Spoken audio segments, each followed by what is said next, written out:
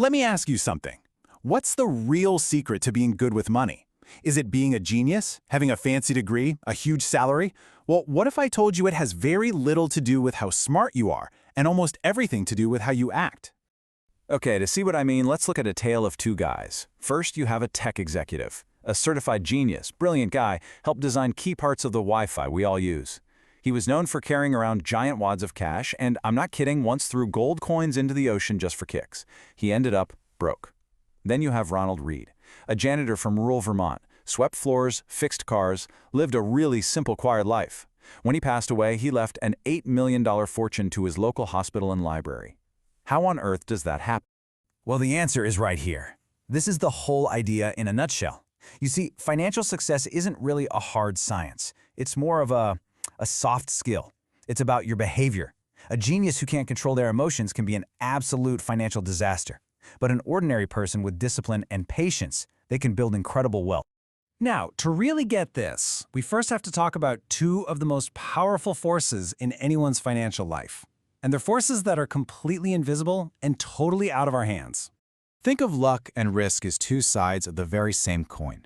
They're both driven by things that have nothing to do with how hard you work. And, the story of Bill Gates illustrates this perfectly. Look, part of his insane success was because he was staggeringly smart and worked like crazy, no doubt. But a huge piece of it was also just pure dumb luck. So get this. As a teenager back in 1968, Gates went to a high school called Lakeside. It just so happened to be one of the only high schools in the entire world that had a computer. The odds of that, about 1 in a million. He even admits that without that computer at Lakeside, there'd be no Microsoft. It was that crucial. But here's the other side of that coin, risk. Gates had a super close friend in high school, Kent Evans. He was right there with him, just as smart, just as driven. They were going to take on the world together. But Kent died in a mountaineering accident before they even graduated. The odds of something like that happening, you guessed it, also about 1 in a million. The exact same force, just pointing in the opposite direction. So here's the big takeaway. Not every success story is just about hard work, and not every failure is just about laziness. We've got to be really careful when we judge other people and when we judge ourselves, because that line between a bold move that works out and a reckless one that ends in disaster, well, it's paper thin, and you usually only see it looking backwards. But let's say you do navigate luck and risk, and you find success. Well, that's when you often face an even bigger enemy, the one that lives inside your own head. And that brings us to the danger of always wanting more. Let me tell you about a guy named Rajat Gupta. He literally grew up in the slums of Kolkata, and through just unbelievable drive and intelligence, he became the CEO of McKinsey, the most prestigious consulting firm on the planet. I mean, this guy was an absolute titan of industry, celebrated everywhere. By 2008, his net worth was already around $100 million.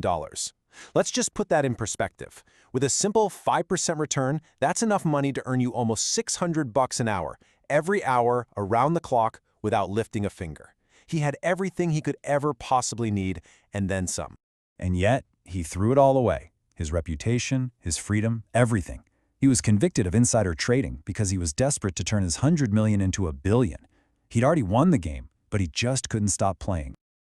This reminds me of this incredible story. The author Kurt Vonnegut was at a party with his friend, Joseph Heller, who wrote Catch-22. Vonnegut points out that a billionaire hedge fund manager at the party made more money in a single day than Heller had earned from his masterpiece novel in its entire lifetime. Heller's reply is maybe one of the most important lessons in all of finance. He just said, yes, but I have something he will never have. Enough. Getting the goalpost to stop moving, that is the hardest financial skill there is. Which leads us straight to our next big idea. Because even if you know what enough is, you have to realize that making money and keeping money are two totally different things. Yeah, getting wealthy often takes a lot of optimism. It means taking risks, putting yourself out there. But staying wealthy, that's a whole different ballgame. It actually requires humility. It requires a bit of paranoia, a healthy fear that everything you've made could be taken away just as fast. It's not about big gains, it's about sheer survival. And the secret to survival is building what's called a margin of safety. This isn't just about being cautious, it's about creating a buffer for all the stuff you can't see coming. It's about planning for a world where things don't go perfectly, so that one bad break doesn't totally wipe you out of the game. And if you think survival isn't a big deal, just look at this chart. It shows how many established, public companies effectively failed over a 34-year period. It's staggering. Over half of all tech and telecom companies in the index basically went to zero. It's just a brutal reminder that surviving long enough for your money to compound is the only strategy that really works in the long run. So, let's say you do it. You master your behavior, you navigate luck and risk, you learn to survive. What's it all for? What's the real ultimate point of having wealth? Well, it's not the fancy cars or the giant houses, I can tell you that. Study after study shows that the greatest benefit money provides is control over your own time. The ability to wake up every single morning and say, I can do whatever I want today. That right there is the highest dividend that money pays. This is it. This is the true value of wealth. It's not about buying more stuff. It's about living your life on your own terms. Using your money to buy back your time and your options gives you a kind of deep, lasting happiness that a new car or a bigger house never, ever will. And this means we basically have to redefine what wealth even is. It's not what you see. True wealth is what you don't see. It's the cars you didn't buy, the vacations you didn't take. Wealth is the money you saved and invested that's quietly working for you, giving you freedom, flexibility, and options for the future. So all this really leaves us with one last question, a question for you to think about in your own life. When you make a financial decision, just ask yourself this: is this money buying me more stuff, or is it buying me more freedom? Because understanding the difference, well, that's the real psychology of money.